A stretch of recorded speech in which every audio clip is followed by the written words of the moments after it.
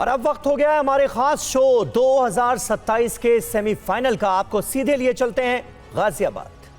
नमस्कार नमस्कार नमस्कार, मैं हूं आपके साथ रवि मिश्रा और 2027 का सेमीफाइनल हमारा चुनावी शो आज कहां पहुंचा है। आज हम मौजूद हैं गाजियाबाद में। गाजियाबाद का ये पटेल नगर है और देखिए यहाँ के नेता, यहाँ की जनता हमारे साथ जुड़ी हुई है। लेकिन इसके पहले कि मैं कार्यक्रम शुरू करूं, हम इसे 2027 का सेमीफाइनल क्यों कह रहे हैं? क्योंकि 2027 में उत्तर प्रदेश का चुनाव होना है।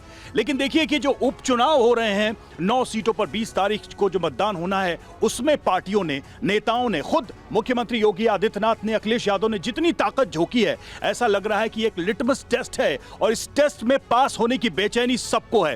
तो अपने कार्यक्रम की शुरुआत करेंगे और एक बार मैं चाहूंगा कि जोरदार तालियों के साथ हम एक दूसरे की हौसला अफजाई करें और इस कार्यक्रम की शुरुआत करूं। इससे पहले मैं बताऊं कि अलग अलग पार्टियों के प्रतिनिधि हमारे साथ मौजूद हैं। उनका एक छोटा सा परिचय जल्दी से मैं करा देता हूं। हमारे साथ हैं शीतल देओल जो कि भाजपा से हमारे साथ जुड़ी हैं, और उसके अलावा पंकज शर्मा बीएसपी से हमारे साथ हैं इस वक्त, और विक्की ठाकुर समाजवादी पार्टी से हमारे साथ जुड़े हुए। तो एक बार फिर से इन सभी मेहमानों का जोरदार तालियों से स्वागत करते हैं और शुरुआत करते हैं कि इस बार के उपचुनाव में कांटे की टक्कर जो नजर आ रही है, इस बार के उपचुनाव में जो पसीना बहाया जा रहा है सभी दलों के द्वारा, क्या लगता है बड़े मुद्दे क्या हैं, किसका पलड़ा भारी है? सबसे पहला सवाल तो जो लोग कटेंगे तो बटेंगे का नारा देकर इस चुनाव के मैदान में उतरेंगे, वाकई में आपको लगता है कि इस नारे का असर है और गाजियाबाद में है? पहले तो मैं भारत माता के उद्घोष से हम लोग इस कार्यक्रम की शुरुआत करेंगे।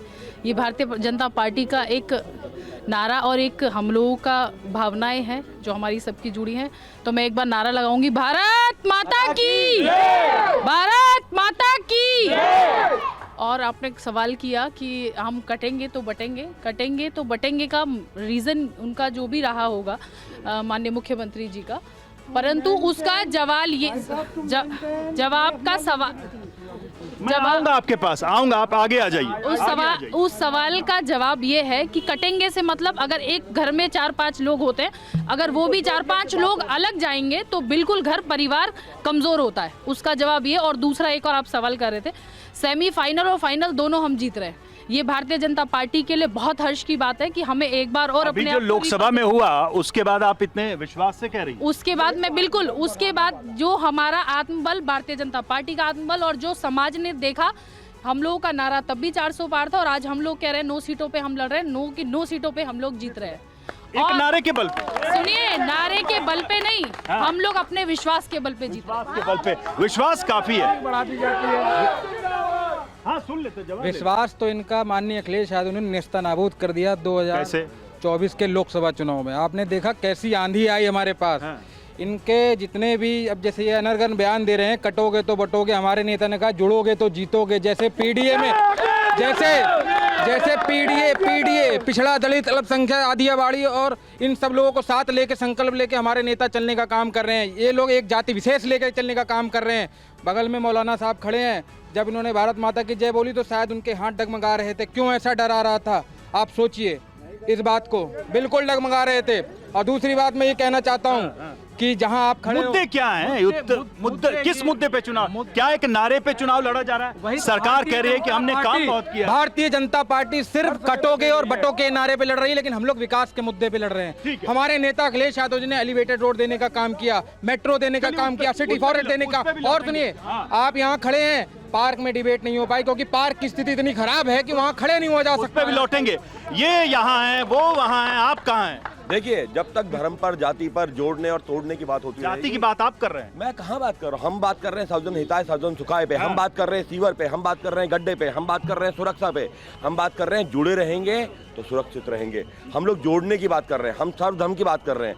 आज पूरे शहर में, इस विधानसभा के अंदर आप देखिए 34 वार्डों के अंदर हालत क्या है, सफाई होती नहीं है, सीवर पूरे जाम पड़े हैं, जो कूड़े वाली गाड़ियां हैं वो गलियों में पहुंचते नहीं है। ये नगर निगम है कहाँ?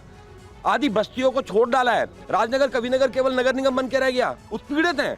आप जनता से पूछिए क्या बुरी हालत है। लोग टैक्स दे रहे हैं, लोग कूड़े की गाड़ियों के पैसे दे रहे हैं, पैसा डेली गुंडों से वसूला जा रहा है, घर घर पे भेज के वसूला जा रहा है, लेकिन काम क्या हो रहा है? काम कुछ नहीं हो रहा। जैसी स्थिति 7 साल पहले थी वैसी स्थिति आज है।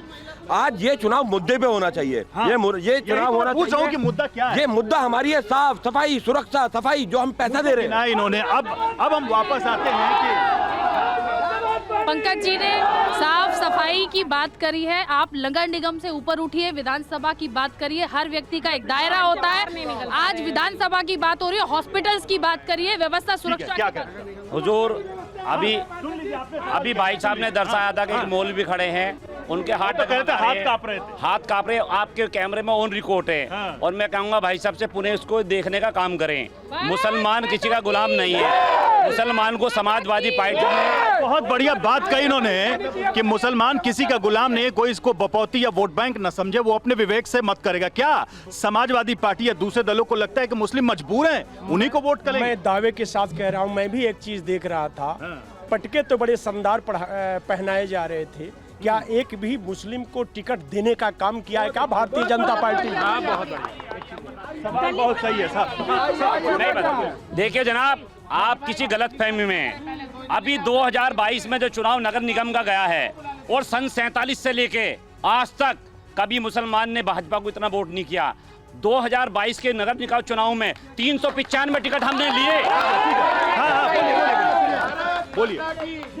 मैं पहले तो मेरा नाम मुनव्वर चौधरी है। बोलिए। मैं जो इन्होंने कहा मुसलमान देने की बात, जहाँ ये रहते हैं वहाँ बद से बदतर मुसलमान रहने के लिए तैयार है। काहे क्या बीजेपी की राजनीति करें, मैं इनसे पूछना चाहता हूँ। ये मुस्लिमों की बात कर रहे हैं।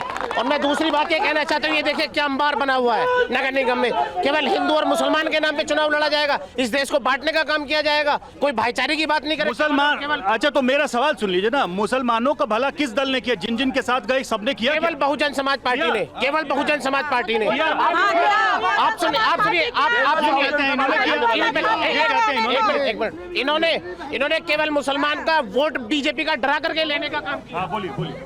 केवल और केवल वो कहे मुसलमानों को डरा के समाजवादी पार्टी पे ठप्पा किसका लगाई है आप भी जानते, मुझे कहने में कोई गुरेज नहीं है। MY समीकरण तो आप लोगों का था। MY समीकरण समाजवादी पार्टी MY मोदी और योगी समीकरण। अच्छा, MY छोड़ दिया, PDA हो गए। सुनिए, मोदी MY हम कहते हैं मोदी और योगी।